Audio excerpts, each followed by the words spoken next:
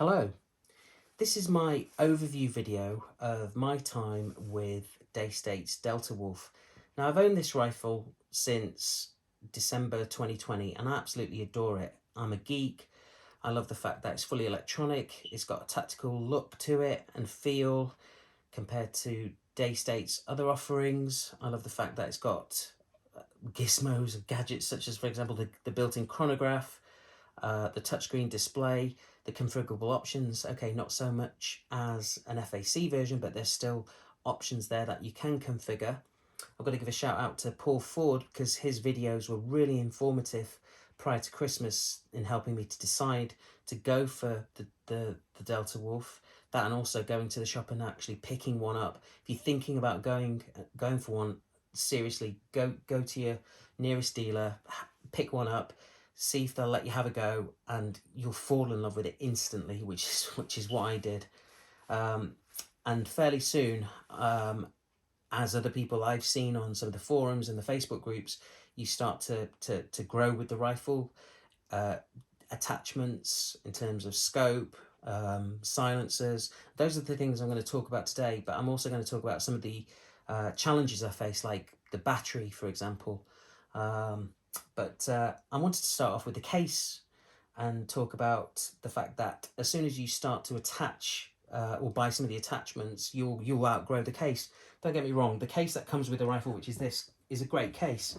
It's got lots of nice foam cutouts, and it's big enough for the rifle and a scope, and it's got cutouts for the magazine, a silencer. You can pull out some cutout bits of foam for the pellets, and it's got an area for just general storage. But after a while, if you start getting some of the attachments, fairly soon you'll outgrow it, which is why I ended up buying this Manelli case. I can leave a link to it in the comments, and it allows you to store everything you need. So here are my silencers, a couple of tins of pellets. I've got some of the spare attachments from PRS. I'll talk about those in a bit. I've got goodness knows how many magazines. There's 8 there, because once you start shooting, you can't stop. And I'm a person who hates to stop and reload, so I prefer to reload in one go and then just go shooting and get in the zone. Plenty of room for the rifle. And then you've got over here some of the attachments for my scope, which I'll talk about in a bit, and the actual adapter. Well, let's talk about the rifle. Just pop the camera down.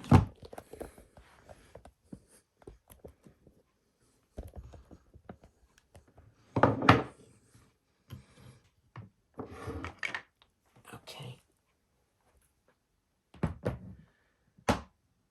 There we go.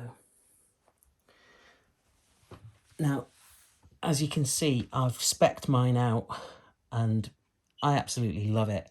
It's one of my favourite, if not my favourite rifle that I currently own, although recently I purchased a Red Wolf, and that is a Red Wolf Midnight, and I absolutely adore that. But let's talk about this. One of the first things you have to do when you get a Delta Wolf is charge the battery. And I've seen on some of the forums and on some of the Facebook groups, people saying, well, what's the easiest way to put the screen on?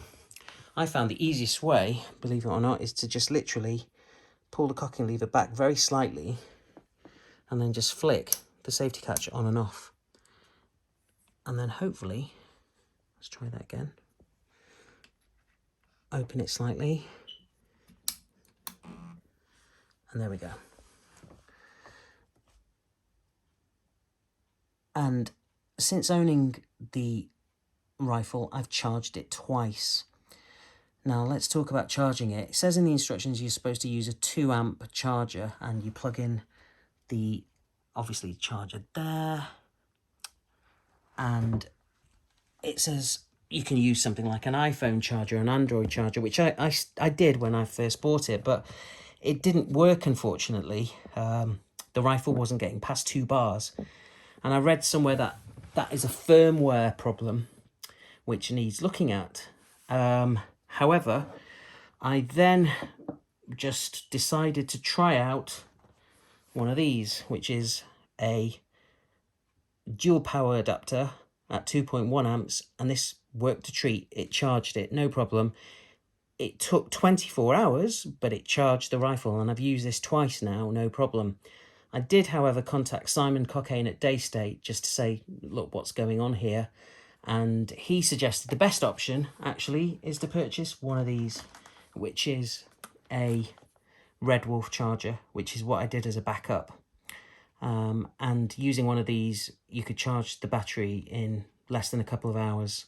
And charging the battery just involves removing the buttstock and just sliding the battery out delicately, unplugging it, and then plugging it into the charger. And I also purchased one of these, which is from Amazon. It didn't cost very much. It's a capacity controller which measures the actual charge on the battery. So as a backup, I thought that is a good idea to have one of those. After reading on one of the Facebook groups, someone suggested that for their Red Wolf, and I thought, you know what, it's a good idea. So after that, the next challenge was to get a silencer.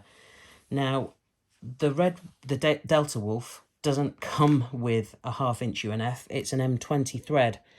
So straight away, you're restricted to choice. And I had a couple of silencers I did want to use. I watched Paul Ford's video on his Twink C. I also had a 0 dB I wanted to use, but naturally I couldn't use them, and I needed to get an adapter, and the only adapters I could get were from Daystate. There was a guy in Manchester who could make one up, but I ended up getting one from Daystate, and it wasn't very expensive. It was less than £20, and that allowed me to use a 1/2" UNF, any 1/2" UNF silencer. And my first one of choice was the Neelix, which is this. And the reason why I bought this is because after watching Paul Ford's Twink C video, I fell in love with the fact that A&M were brilliant gunsmiths, make fantastic silencers, but I wanted something a little bit more meatier on the front of my Delta Wolf, and something which has the same carbon fibre design as the shroud. So I bought the Neelix. And then I saw another video by Paul where he shaved his Twink C so it could fit on a little bit more seamlessly on his 1/2" UNF. And I took it one step further. I had this shaved, but also I had it M20 threaded. So essentially it fits on seamlessly onto the Delta Wolf. So I'm just going to attach this now. Bear with me. And when essentially it's on, it looks absolutely amazing.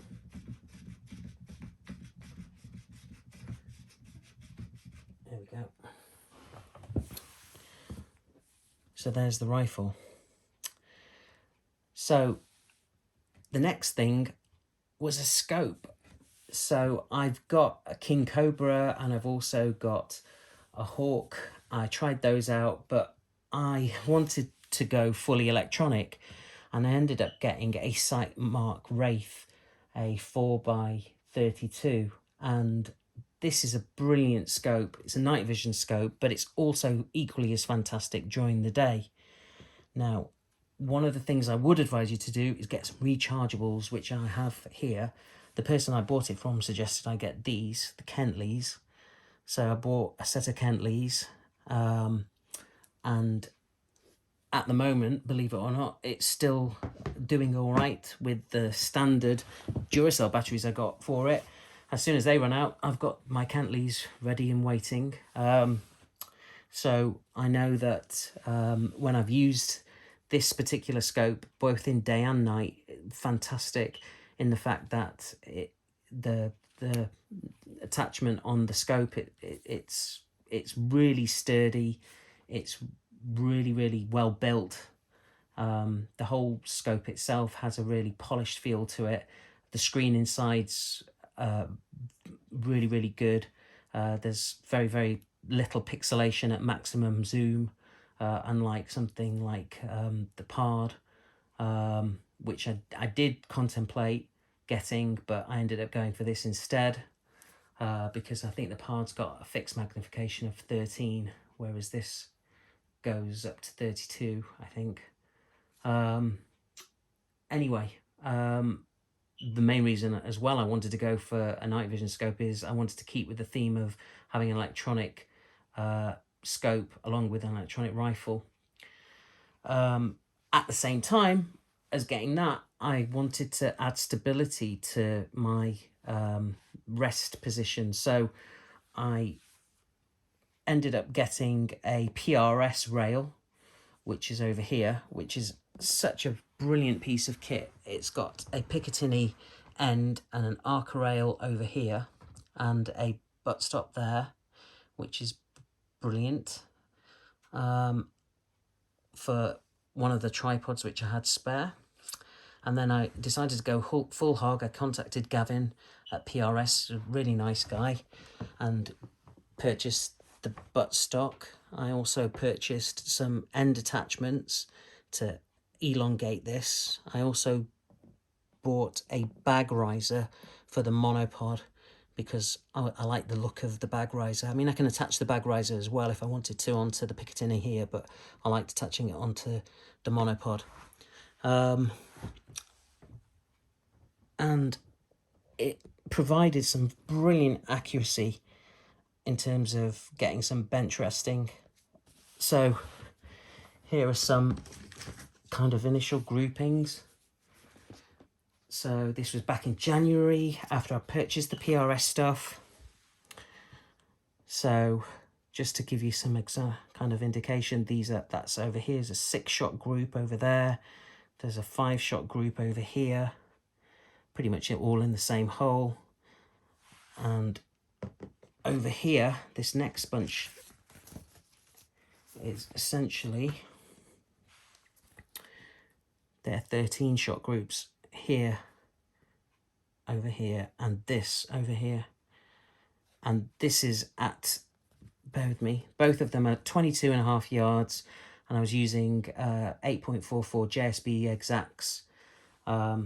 This is the Delta Wolf shooting between 200 and 150 bar, and this is 85 shots at 250 to 200 bar. So ultimately the rifle is so damn accurate. I also wanted to test the chronograph to see if it was consistent with some of the other readings with my FX chrono. So whenever I shoot this, I attach this on the end quite nicely. I basically just got some of my wife's hairbands and I've attached those on instead of rubber bands, and they sit quite nicely holding the actual chrono onto the end of the silence. And then the readings I get are brilliant. The regulator's fantastic, pushing out some great consistency up to about 100 bar, and then obviously you need to fill the rifle. Just trying to think anything else. Obviously charging the rifle, not charging the rifle, filling the rifle. I filled it up a couple of times now. It's quite easy really. You've got the fill adapter under here, which is magnetic. Sorry, just bear with me, under there. And it's a simple case of just removing that and filling it up to the max pressure. But yeah, all in all, this is a fantastic piece of kit, which I absolutely adore.